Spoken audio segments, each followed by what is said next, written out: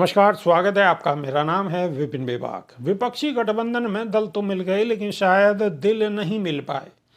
तभी बंगाल में ममता बनर्जी ने अकेले दम पर लोकसभा चुनाव लड़ने का ऐलान कर दिया है। पंजाब में भी आम आदमी पार्टी अकेले दम पर चुनाव लड़ने पर गंभीरता से विचार कर रही है।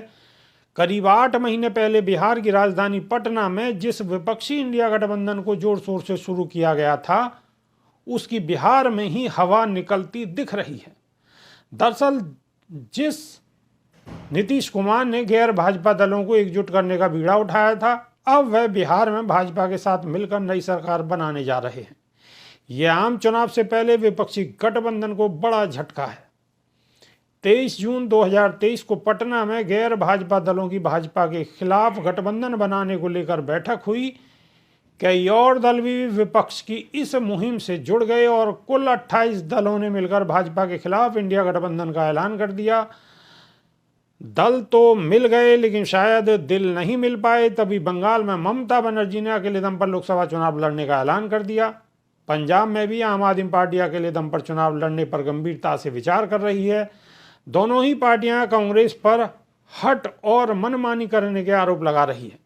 अब बिहार में भी जिस तरह से नीतीश कुमार ने पाला बदला है, उससे 2024 के लोकसभा चुनाव में एकजुट होकर भाजपा को चुनौती देने की विपक्ष की उम्मीदें लगभग धराशायी हो गई हैं। मीडिया रिपोर्ट्स के अनुसार पिछले साल हुए 5 राज्यों के विधानसभा चुनाव में कांग्रेस की हार के साथ ही विपक्षी गठबंधन के बुरे दिन शुरू हो गए थे। नीतीश कुमार की पार्टी जेडीयू ने मध्य प्रदेश, छत्तीसगढ़ विधानसभा में कांग्रेस से कुल कुछ सीटें मांगी थी, लेकिन कांग्रेस ने इससे इनकार कर दिया। इसके बाद जदयू ने मध्य प्रदेश विधानसभा चुनाव में अकेले दम पर अपने उम्मीदवार उतारे। मुंबई और बेंगलुरु में विपक्षी गठबंधन की बैठकें हुई, लेकिन इन बैठकों में भी कुछ ऐसा तय नहीं हो पाया जिससे गठबंधन मजबूत होता। सीटों के बंटवारे पर सहमति नहीं बन पाई। यही वजह है कि विपक्षी गठबंधन से कई दलों का मोह भंग होना शुरू हो गया। बंगाल में भी सीटों के बंटवारे पर सहमति नहीं बन पाने के चलते टीएमसी प्रमुख ममता बनर्जी अकेले लोकसभा चुनाव लड़ने का ऐलान कर चुकी हैं। टीएमसी नेताओं ने भी कांग्रेस नेताओं की बयानबाजी पर नाराजगी जताई है। पंजाब में भी आम आदमी पार्टी अकेले ही चुनाव मैदान में उतरने की योजना पर काम कर रही है। अब बिहार में भी विपक्षी गठबंधन फेल हो गया है। कर्पूरी ठाकुर को भारत रत्न का केंद्र सरकार का फैसला भी मास्टर स्ट्रोक साबित हुआ है।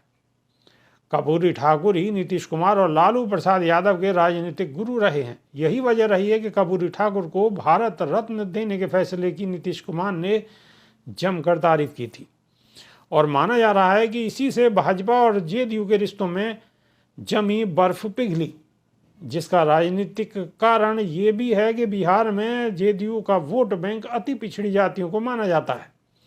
कर्पूरी ठाकुर भी इसी वर्ग से आते हैं। वहीं भाजपा के बिहार के मौजूदा प्रदेश अध्यक्ष सम्राट चौधरी भी अति पिछड़ा वर्ग से आते हैं। ऐसे में नीतीश और भाजपा के साथ आने से बिहार की पिछड़ी और अति पिछड़ियों का वोट इन्हें मिल सकता है।